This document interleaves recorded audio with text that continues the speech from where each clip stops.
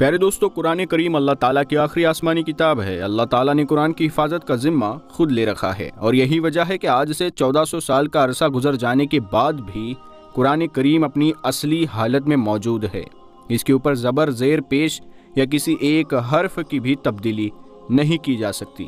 لیکن قرآن کریم کی بے حرمتی کے کئی واقعات اس عرصے کے دوران سامنے آتے رہتے ہیں، اور جو کوئی بھی شخص قرآن شریف کی توہین کرتا ہے اور اس کے ساتھ بدتمیزی کرتا ہے، اور پھر اللہ کی جانب سے ہی اس دنیا میں ہی اس کا انجام ساری دنیا کے سامنے رکھ دیا جاتا ہے۔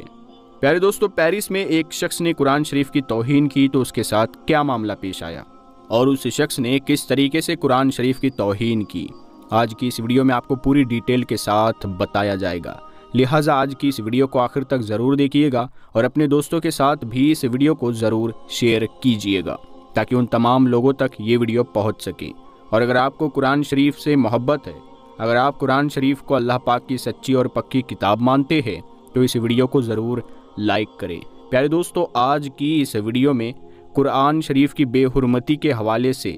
آپ کو بتائیں گے۔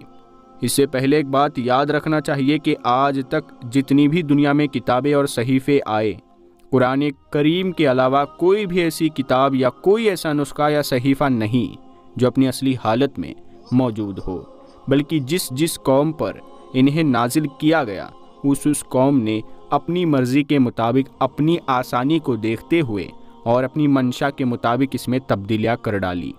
عیسائی مذہب کے ماننے والے لوگوں نے اپنی کتاب میں تبدیلی کی، اور پھر ہر فرقے اور ہر قوم نے اپنی کتاب بنا ڈالی اور اسی پر عمل کرنے لگے۔ لیکن قرآن شریف کی حفاظت کا ذمہ خود اللہ تعالیٰ نے اٹھایا۔ اسی قرآن پاک میں اللہ پاک نے صاف طور پر فرما دیا کہ قرآن شریف کی حفاظت کا ذمہ ہمارا ہے۔ قرآن شریف میں اللہ تعالیٰ ارشاد فرماتے ہیں کہ بے شک ہم نے ہی قرآن شریف کو نازل کیا اور ہم ہی اس کی حفاظت کرنے والے ہیں، لہٰذا اب قیامت تک اس قرآن کریم میں کوئی تبدیلی نہیں کی جا سکتی، ایک بھی زبر، زیر یا حرف کو آگے پیچھے نہیں کیا جا سکتا، اور نہ ہی اپنی مرضی کے مطابق کسی آیت کو تبدیل کیا جا سکتا ہے۔ اسی قرآن میں اللہ رب العالمین نے یہ واضح طور پر چیلنج کیا کہ کوئی شخص اگر یہ سمجھتا ہے کہ قرآن حکیم سے بہتر کوئی تحریر لا سکتا ہے تو وہ ایک آیت ہی بنا کر لے آئے۔ لیکن پیارے دوستو، پوری دنیا اور اس دنیا پر موجود ہر انسان اس پر ناکام رہا،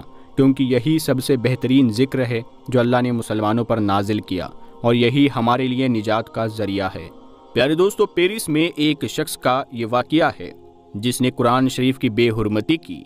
اس طریقے سے کہ یہ ایک مسلمان ہے اور وہ سنگر تھا جو گانے بجانے کا کام کیا کرتا تھا، اور اس کے سارے دوست غیر مسلم تھے اور کچھ تو خدا کو ہی نہیں مانتے تھے۔ یہی وجہ ہے کہ وہ شخص دین اسلام سے دور ہو چکا تھا، اور مغربی دنیا میں رہتے ہوئے اس شخص کی قرآن شریف سے دوری اس قدر ہو گئی، یہ اس کو محض ایک کتاب سمجھنے لگا، اور ایسا ہی کرتے کرتے ایک وقت ایسا آیا کہ پھر وہ شخص قرآن شریف کو ایک کتاب بھی نہیں سمجھتا تھا۔ اس شخص نے قرآن شریف کے ساتھ ایسا کیا کیا کہ پھر اس کو پوری دنیا سے ملامت کی جا رہی ہے اور اس کو برا بھلا کہا جا رہا ہے۔ پیارے دوستو، تفصیلات کے مطابق یہ بات سامنے آتی ہے کہ نعوذ باللہ یہ شخص قرآن شریف کو باتھ روم میں لے جایا کرتا، اور جب کسی زانیہ عورت سے ہم بستری کیا کرتا تو قرآن شریف کو اپنے بازو میں رکھ لیتا، اور اس طرح کی ایسی حرکتیں کرتا جسے پوری امت مسلمہ اور ان سب کو غصہ آتا۔ پھر یہ شخص قرآن کی بے حرمتی کرنے کے بعد ویڈیو بنا کر انہیں سوشل میڈیا پر اپلوڈ بھی کیا کرتا تھا۔ پیارے دوستو، یہ شخص کالے جادو کے اندر پڑ چکا تھا۔ اسے پتا تھا کہ شیطان کو خوش کرنے کے بعد اس کی زندگی بدل جائے گی، تو اسی وجہ سے یہ گانے میں مشغول رہا، یہ لوگوں کو گمراہ کرنے لگا۔ اب اس معاملے کی مکمل حقیقت کیا ہے اس پر تو کوئی بات نہیں کی جا سکتی۔ یہ ایک حقیقت بات ہے کہ اگر کوئی بھی شخص ایسی کوئی حرکت کرتا ہے، یعنی قدرت کی دی ہوئی سب سے عظیم نعمت، اللہ تعالیٰ کی سب سے عظیم نعمت جو انسانوں کو دی گئی ہے، قرآن کریم کی توہین اگر کوئی کرتا ہے تو بہت جلد وہ اللہ تعالیٰ کی عبرتناک انجام کا نشان بن جاتا ہے، کیونکہ اللہ تعالیٰ قرآن شریف کی بے حرمتی کرنے والوں کو اور اسلام کی چیزوں کی بے حرمتی کرنے والوں کو دنیا میں ایسا عذاب دیتا ہے کہ لوگ اس سے عبرت پکڑے، پھر آخرت میں جو معاملہ ہوگا وہ بہت سخت معاملہ ہوگا۔ پیارے دوستو، اس سے پہلے قرآن شریف کی بے حرمتی کا جو واقعہ پیش آیا، اس میں ایک بڑا واقعہ ترکی کا ہے، جہاں پر سمندر کے کنارے پر غیر مسلم فوج کے جنرل موجود تھے اور اسی کنارے پر ترکی فوج کے جنرل بھی موجود تھے۔ اور جب ایک بڑے افسر نے اپنے ملازم سے کہا کہ قرآن لے کر آؤ، اور وہ ملازم ایک مسلمان تھا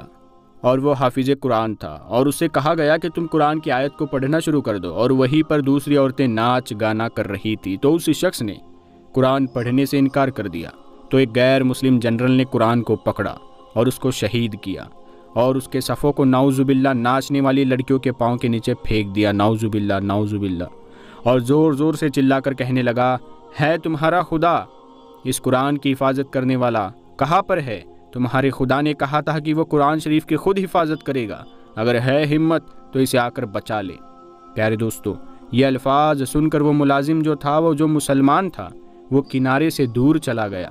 اور وہاں سے دور جا کر کھڑا رہا، اور اس نے اپنے دل میں سوچا کہ یہ لوگ قرآن شریف کی بے حرمتی کر رہے ہیں، اور یہ دنیا کے اور شراب کے نشے میں اس قدر دھت ہے، انہیں پتہ نہیں کہ ان کا انجام